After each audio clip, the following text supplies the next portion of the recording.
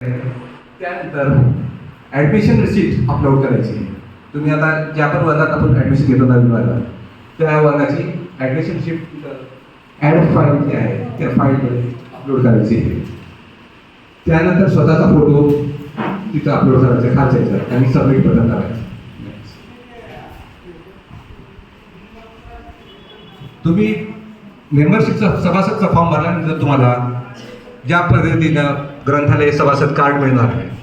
या कार्डवर तुम्ही 2 पुस्तक घेऊ शकता, एक अभ्यासाचे आणि एक अवंतर म्हणजे गोष्टीचे किंवा स्पर्धा परीक्षेचे पुस्तक तुम्ही दुसरं पुस्तक घेऊ शकता आणि एक अभ्यासाचं पुस्तक कंपल्सरी.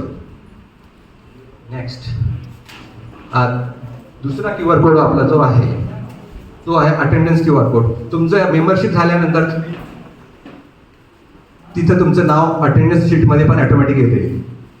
अटेंडन्स शीटमध्ये पहिलं ते नेक्स्ट अटेंडन्स शीटचा फॉर्म या पद्धतीनं आपल्याला भरायचा आहे. पहिले मेंबरशिप नेम आणि त्याचा नंबर येईल, तुमचा नंबर येईल, त्याच्यासमोर तुमचं नाव राहील, ते सिलेक्ट करायचं आहे. नंतर डेजिग्नेशनमध्ये स्टुडंट आहे का ते स्टुडंट सिलेक्ट करायचं आहे. आणि आपण ग्रंथालयामध्ये कशासाठी आलो आहे, नुसतं पुस्तक देवाणघेवाणसाठी आपण येत नसतो.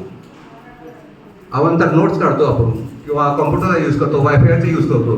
तर ग्रंथालयाला पहिले अटेंडन्स द्यायचं आहे आपण आणि त्या पद्धतीने त्याच्यात सिलेक्ट करायचं आहे आणि सबमिट करायचं.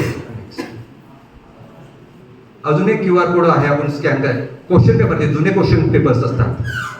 तुम्ही हा QR कोड स्कॅन केल्यानंतर जुने क्वेश्चन पेपर आपल्याला बघायला मिळतील. स्कॅन केल्यानंतर पहिला स्क्रीन आपल्याला येईल या साईडचा, तिथं NAP FY BA BCom लिहिलेलं आहे, NAP MA MCom. त्या तुमचं वर्गानुसार इथं फोल्डर्स ठेवलेले आहे. तो फोल्डर्स सिलेक्ट करायचा आहे. त्यानंतर सेकंड स्क्रीनमधलं जे आहे त्या पद्धतीने PDF तुमच्या समोर येईल.